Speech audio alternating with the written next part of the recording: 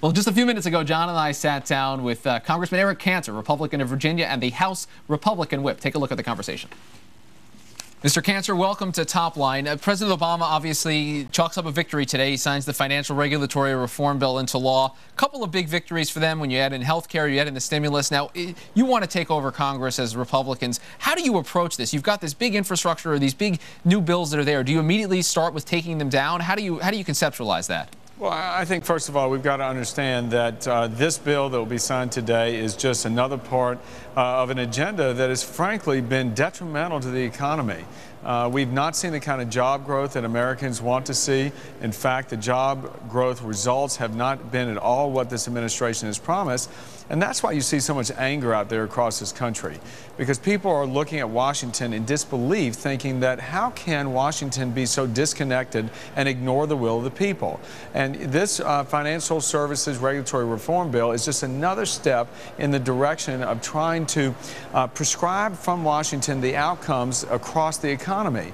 And the end result of this bill will be to lessen the amount of credit available to small businesses, to families, to increase the cost of everything because of Washington overreaction in terms of some of the regulations in this bill. I mean, let's face it, you know, did we have some excesses that brought on the collapse of the financial markets? You better believe it. But that doesn't mean that you have to swing the pendulum back so far in the other direction to basically impede the kind of job growth that we need so desperately right now. So if that's the case, do you support John Boehner's call for repealing this bill?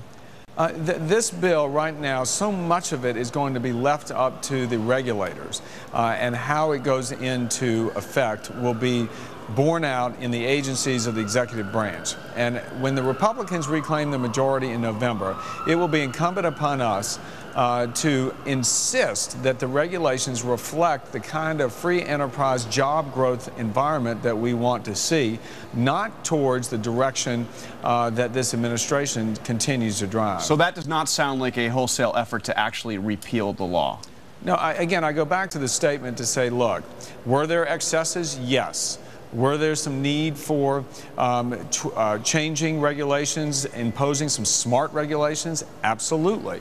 But there was not a need to sit here and cast a net over the entire capital markets in this country so that they become less desirable for investors to seek America as a destination for their capital. And I think that will be the end result. And going back to Main Street across America, the end result is less credit, less available for capital to invest in job creation. Mr. Cantor, a group of your Republican colleagues this morning held an event on the steps of the Capitol where they formed a new caucus, the Tea Party caucus. Take a listen to Michelle Bachmann, Republican of Minnesota, from just a couple minutes ago. Not very often that you get an open door where you have 24 members of Congress listening to real people about what they're saying. Again, we are not the Tea Party movement as members.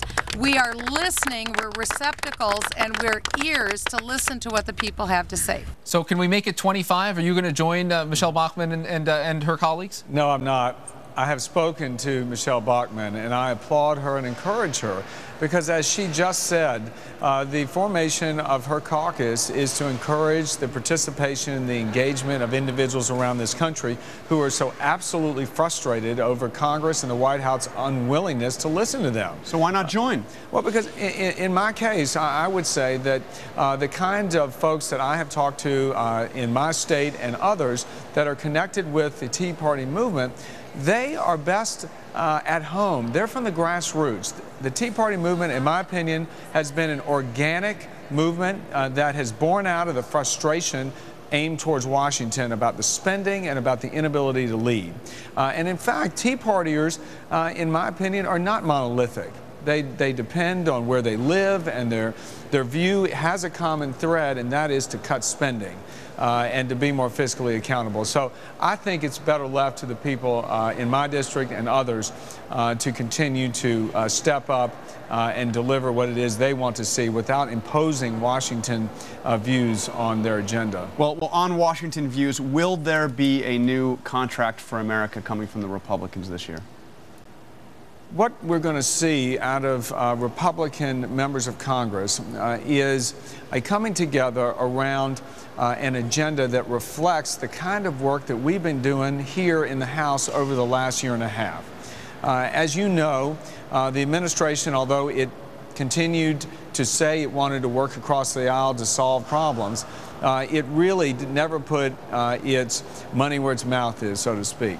And so each step of the way, whether it was a stimulus bill, whether it was a health care bill, the financial services bill, the energy bill, the Republican conference put forward a set of solutions that tried to answer the real problems, which is jobs and the economy, so that we don't impose any more burden on the people. It is those solutions that will be part of the plan that we will see unfolded as an agenda for governing this fall. So something you will put forward will be in writing that people can say this is what they stand for. Absolutely. I think it is very clear across the last year and a half, Republicans do have a jobs plan.